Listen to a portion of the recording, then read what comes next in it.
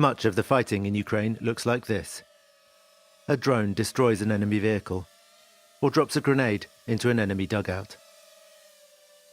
The kamikaze ones have cheaper cameras. They won't be coming back. Your fingers must move as smoothly and carefully as possible. These drone pilots are practicing. A bottle of water simulates the weight of the warhead. We use non-standard ammunition. Our sappers make it themselves. You could call it a craft bomb, to be handled with care. You pull this tab off, and after 30 seconds, the bomb is active. As pilot skill has become a decisive factor, the army has created specialized units. Before, the armed forces of Ukraine didn't have separate units devoted entirely to attacking with drones. Today it's a must-have. Every brigade, every battalion has such a unit. And we don't have to attack on the ground. It's not just as weapons that drones have transformed warfare. As eyes in the sky, they've also transformed surveillance. From a base in Zaporizhia city, these fighters can monitor real-time footage from multiple locations at once. Кацапа шмальнули. В прямому ефірі. Руського прибили. Така в них мотивація. Прийшли на чужу землю. Що померти, так? Я не розумію взагалі. All this came about with the war, this possibility to observe what's happening all along the front line. It's really cool. Allows you to analyze the enemy's behavior in every direction. Zyat runs a workshop with his brother, where they build, repair and upgrade drones of all kinds.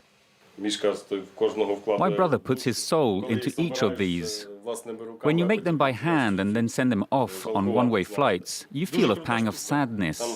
But these drones are great. They cost just $600 each. For a while, Ukraine's craft drone makers gave it an edge over the Russians. Not anymore. Наздогнали нас, навіть перегнали в цьому. They have overtaken us in this field. On the front line, their kamikaze drones are a huge problem for us. To have a better chance of avoiding them, our guys leave their vehicles a long way from their positions and walk, sometimes for hours, with kamikazes circling above. Can you imagine? Analysts reckon Russia is currently producing up to 6 times more first-person view drones than Ukraine, a nightmare for those in their sights. A pilot from another unit drops in with a technical issue. He's just back from one of the ruined villages along the front line. There's barely any constructions over ground, there's just rubble. But the good thing is that in every Ukrainian village, people usually dig basements. So basically the entire work and the entire life is underground, is in the basement. We usually get in there during the dark time, during the night time, and we get out of there during the night time as well.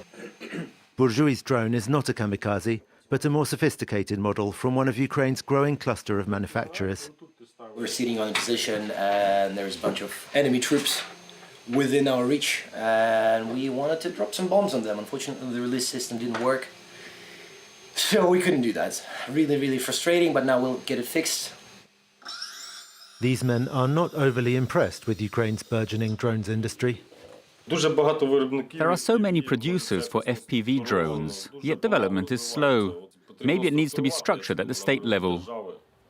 The state is trying to do just that. Its Army of Drones program organizes tests, certification and funding. This fixed-wing Hermes model is being tested for its resistance to electronic warfare, or jamming. That is really the name of the game today. That's why we constantly change our communication systems, frequencies, and so on. The state is not centralizing production, rather acting as a liaison between private companies and the military. There's no state company producing everything the same. We all work differently, and that's why we're very, very hard to fight. We're constantly improving our products, and we all use different communication and navigation systems.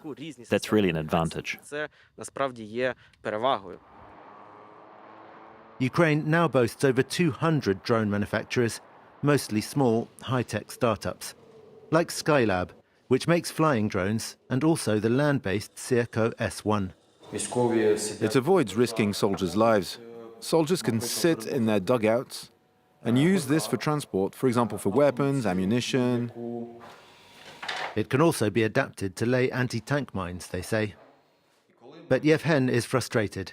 His flagship copter has been waiting over a year for government certification. We need a product that can be developed and mass-produced in Ukraine. But only state orders can guarantee a company's development. I think bureaucracy is hampering this effort, or rather, certain individuals within the chain. The pace of drone production in Ukraine is picking up, but still falling some way short of what's needed. And meanwhile, the technology keeps racing ahead. Lately, drones with thermal vision cameras have appeared, eliminating the cover of night.